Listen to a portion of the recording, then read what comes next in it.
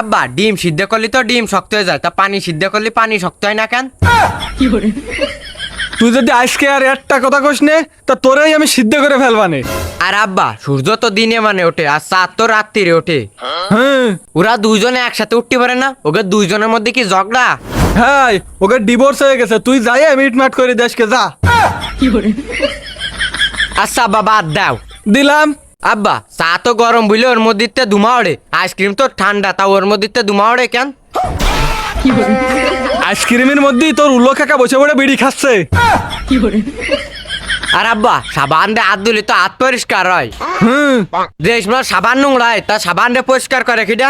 মনে হয় বৃষ্টি চলে আসে তোর কথা শুনে। বারান্দায় আয়, বারান্দায় আয়। আব্বা আর একটা কথা শুনবা তো শোনো শোনো, আর একটা কথা শোনো। ক। এই যে মশা আমাদের রক্ত খায়, হ্যাঁ, তা আমাদের রক্তের গ্রুপ আর মশার রক্তের গ্রুপ যদি না মেলে তাহলে কি মশার রক্তের গ্রুপ কি পাল্টাই যায়? মশার রক্তর গ্রুপ পাল্টাই কিনা জানি নে, কিন্তু তোর এই কথা শুনে আমার প্রেশার হয়ে যাচ্ছে হাই। আরে হাই প্রেশার নে তোর আমি এই রাম মারবো, তোর রক্তর গ্রুপই পাল্টাই যাবে। আব্বা এটা লাস্টের প্রশ্ন, আমরা যদি আয়নার সামনে দাঁড়ায় পড়ে কথা কই তাহলে কি আয়না শুনতে পারে? আরে কাইলো আয়না কথা শুনতে পারে না, তুই এত বক বক করলে কিন্তু আমার হাতে তো তোরা কেউ বাঁচাইতে পারবেন না আজকে। আব্বা তুমি এত রাগ করো কেন? তুই যে পরিমাণে আবাল তাবাল প্রশ্ন করতেছিস তা না রাগ করে কি উপায় আছে? আমার মনে আর একটা প্রশ্ন খুব করতেছে। আর একটা কথাও তুই শুনে রাখতালি, আমার এই হাত কিন্তু ভালো চলে। তাহলে তো আব্বা আমাকে জেনে শুনে যাওয়ার জন্য আর গাড়ি ভাড়া লাগবেন না।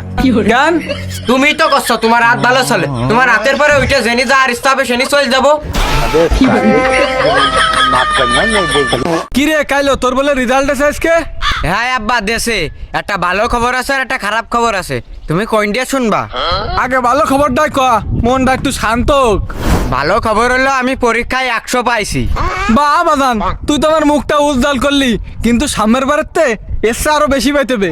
তা খারাপ খবরটা কি? খারাপ খবরটা হলো যে 11টা সাবজেক্ট মিলে আমি 100 পাইছি। কি তোর পড়াশোনার এই হাল? আচ্ছা আমি তোর একটা ধাঁধা ধরি, কদিন তোর কাছে 10 টাকা আছে আর আমি তোর আরো 10 টাকা দিলাম, তাহলে তোর কাছে কয় টাকা হইলো? 1 টাকাও না। কিরাম 10 আর 10 যোগ করলি তো 20 হয়।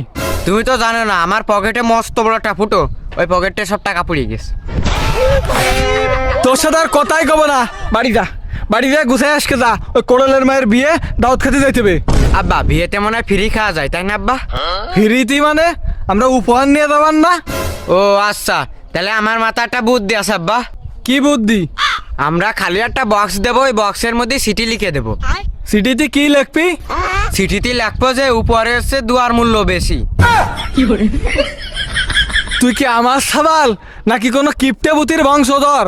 কি আব্বা রাগ করলা? না রাগ করিনি, তা তোর মা যে কলে তুই ফোনে কার সাথে চ্যাট করিস সব সময়, কার সাথে চ্যাট করিস?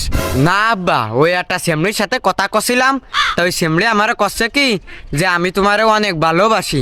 বাহ তাই নাই, তা দেখি ওই সামনের প্রোফাইল পিকচারটা একটু দেখি। আব্বা ওই সেমরিটার নাম মিম, আর একটা অদ্ভুত কথা জানো? কি? ওই সেমরিটার প্রোফাইল পিকচার আর আমার মার প্রোফাইল পিকচার দুটোই সেম। মানে? মানে কি তা জানি নে। ওই সেমরি আবার মেসেজ দিয়েছে কি তুই আজকে বাড়ি আয়, তোর কপাল আজকে জাটার বাড়ি আছে। মরিসি তুই নিজে তো মরিসির সাথে আমারেও মারিসির। কেন আব্বা? আরে ওইটা তোর মার ফেক আইডি।